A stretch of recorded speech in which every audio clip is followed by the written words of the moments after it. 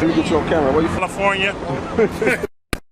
No, for real. No, I'm serious though. Watts, baby. I know where you from though. Where you from? Eastside PJ Watts. I'm from Grace 2 Rock, nigga. Right. They call you, homie? Big Slice. Big Slice? Yes, yes. Alright, nigga. They call me Puto, cuz. Right. In that hustle. Big shout out to SPI, Spotter Low. You know, I'm in the black box. Had to come through, tap in, show love one time. Yeah, y'all make sure y'all subscribe. Stay tuned. All that. Y'all remember Pimp My Ride? I've seen quite a few videos through the years suggesting that it was bullshit. In recent years, I don't think we ever covered none in here, but you know it's a constant, consistent, continuous content creation campaign in the black box. We've been in transition from location to location. Then it's a lot of actual work I've been doing is why the flow hasn't gotten back to normal. We're working on it. We'll be back soon. Just got a couple more pieces of equipment. Oh man, you know, just ordering certain not coming, certain shit coming, get it in here, reevaluating the situation, coming up with a better idea. So yeah, just getting it together is taking a tad bit longer than I imagined. So it's been slightly difficult getting back to a rhythm of the 7 C's, but it will be back ASAP. But we finna see what they say. Exhibiting the Pimp My Ride crew has been up to. This is what we got to remember, y'all. Hollywood, period. Television, tell a lie vision. It's the Universal Studios. It's all about illusion, making fake appear real. Even the concept of reality shows, they are considered technically scripted reality. We have to stop expecting reality from productions. Productions don't produce reality. If you want reality, go experience the world. But with no further ado, let's see what they say. Exhibit and the Pimp My Ride crew have been up to. You're at a house. It's not my house. It's a staged house. And the contestants' houses weren't the only thing Pimp My Ride lied about. The reactions were staged and retaken multiple times. Certain upgrades were taken off as soon as the cameras cut. It's for a boat. He goes, it's a GPS for waterways. It will not work in your car. And disappointingly, even Exhibit himself had no real interest in cars. Soccer moms coming up to me, telling me about their husband and their car that he had since the 60s. And I was like, stop talking to me about this. I know as much as you do. When asked if the show was fake, a former contestant replied with a single word correct, which isn't surprising as the show even lied about who the contestants were. For example, in season 2, episode 10, Brooke was introduced as a 22-year-old film lover working hard to go to grad school, which had been fabricated by the producers as she was actually a 25-year-old cocktail waitress planning to move back to New York. The reason for this, as explained by Jake from season 3, was because Pimp My Ride only picked people in their early 20s. There was a strict age limit of 22 years old. Confirming that the show was lying about contestants' details before filming had even started. In the first 30 seconds of each episode, Exhibit emphasizes that each contestant doesn't know they're about to get picked. He has no idea. I'm about to pimp him.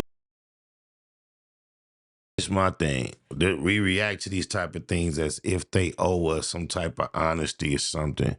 Like we forgot we was dealing with Hollywood. There's no lawsuit, no nothing. I'm reacting just for the sake of reacting, but it's really like, so what? I got you. It's not like they did nothing illegal, is it? I'm just saying. Yet this was strange as the contestant always answered the door, always had a microphone on them, and even had their windows blacked out as if they didn't want cameras seeing inside. Well, it turns out Brooke, the supposed 22-year-old film lover, had been pre-selected by a friend to appear on the show, and as a result she'd state, when Exhibit showed up at my house to tell me I'd been chosen, not a surprise. What was a surprise was when the producers made me react and then react again to Exhibit showing up, finally coercing me into doing a cartwheel, and she wasn't the only contestant who'd had this experience. And they coach you on how to say it and what to say and everything like that. The show didn't have an actual script, but they did steer the dialogue in a direction that they wanted. If I said something they liked, they would have me repeat it over and over on camera. This had been commented by Seth, who appeared in season 5, who was also well aware that Exhibit was coming to his house, stating, "They told me I was in the running for my own episode, but it was between me and 2 other people. When I was sitting in the house waiting for a knock at the door, they said that it was either going gonna be Exhibit or a producer telling me I didn't win. Thinking back on it, that was all bullshit, but it did make the surprise genuine, which was the same experience as Erin from season 4, episode 2. She was one of 3 contestants. One of them would be chosen. Someone came and knocked at the door. If it was Exhibit, they won. Each contestant was at least somewhat aware that they'd be getting a knock on the door because, well, the homes they were in were actually owned by Pimp My Ride. A Huffington Post article clarified these houses were oftentimes not the contestants' homes. Instead, each dwelling had been rented by MTV. For example, when Jake from I'm trying to figure out what's the purpose of blowing a whistle, man. This is a TV production. Okay. They produced a show. Why are they telling the secrets? I don't get it. I see a lot of people think they doing something by telling alleged secrets. Whole niggas be on he say, she say. Can't see shit. So all they can do is run their motherfucking mouth. Queerdos.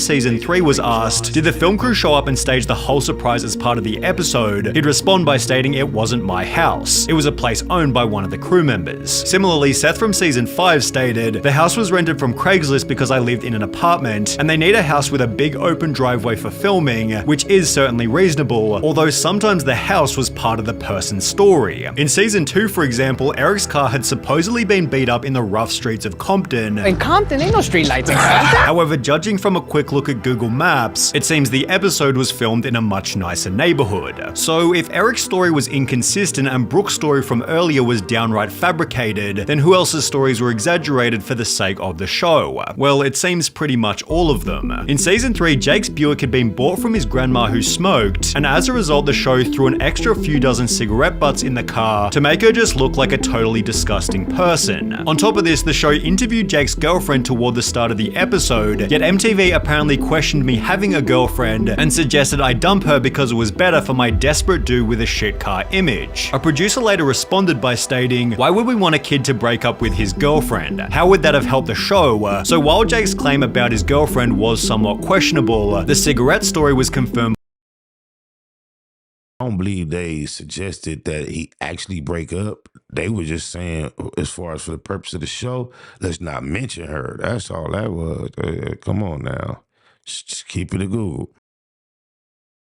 By Seth, who had a similar experience. I know I'm fat, but they went the extra mile to make me look extra fat by telling the world that I kept candy all over my seat and floor just in case I got hungry. However, it seems the fakest story was Justin's in season 6. His front bumper had supposedly fallen off in a car crash. Here is the result of a 3-car pileup right here. Although according to a 2010 tweet, my friend Justin was on Pimp My Ride. On TV, he said his RAV4 was involved in a 3-car crash. No, it wasn't. Dude beat his car up with a bat. The same user then clarified, what he told me was that MTV suggested to him that he and his friend should do more damage to the car, which was confirmed by Justin himself, who'd add, yes, they removed my front bumper, used aircraft remover, and enhanced the dent on the side of my car. Whilst introducing the episode, Justin stated, one of my crazy ex-girlfriends actually threw nail polish on my hood. Although when he was asked why are all your ex-girlfriends so angry, Justin revealed it was just something I made up, while Erin from season 4 was also encouraged to make her car look bad. They asked to leave trash in the car. We went to In-N-Out, and so they told me to leave it in the cup holder, so I did. It seems the only real part of the show's intro was Exhibit's improvised dialogue. Because it wasn't scripted. I could say whatever I want to say. And when Exhibit drove the car to the shop. Exhibit did actually take the cars and drive them away, with the exception of a few that were too broken down, and then they made it look like he did. Although this segment created even more problems. Most people believe that PMR takes the car and gives it back in like a week or something. That's what I thought was going to happen too. But in actuality, they took my car for roughly 7 months, being a massive inconvenience for some of the show's contestants. And they make it look like they're moving really, really fast, but in reality, they weren't. When asked for the 5 months they had your car, did they supply you with a replacement car? Justin from season 6 replied, no, they gave me $2,000 to rent a car. But I was 19 at the time. I rented a car for a month and it cost me $1,000, forcing Justin to find his own transport for the remaining 4 months. Seth from season 5 had a similar experience, being forced to go to a really small shady company off the freeway by LAX because they were the only ones willing to rent to me because of my age. It sucked having that rental car because they wouldn't. That's crazy. They caught them little spots by the LAX shady. But I'm telling you, if you're having a rough time finding a rental car in LA at the major spots or Turo or anything like that, They got a lot of little rental car spots by the airport that you would not expect to be there, that you might have better action with. I'm just saying. Oh, my mama.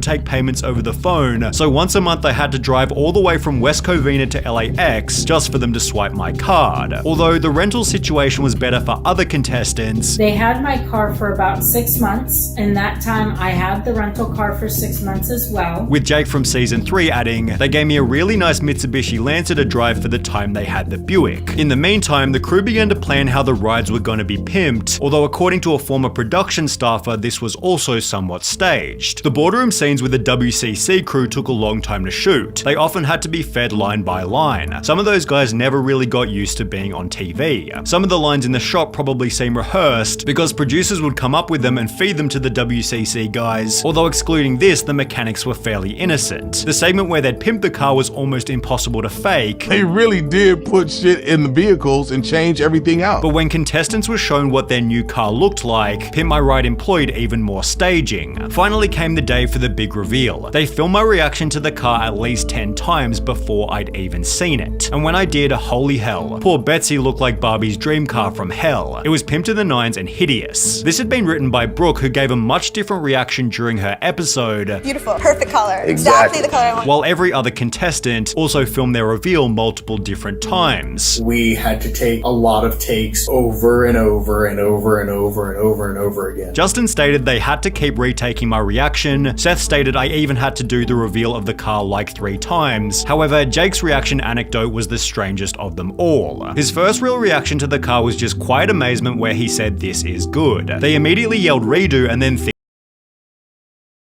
Yeah, I think we get the point. Not much more to even discuss here. I don't know why it's such a big conversation.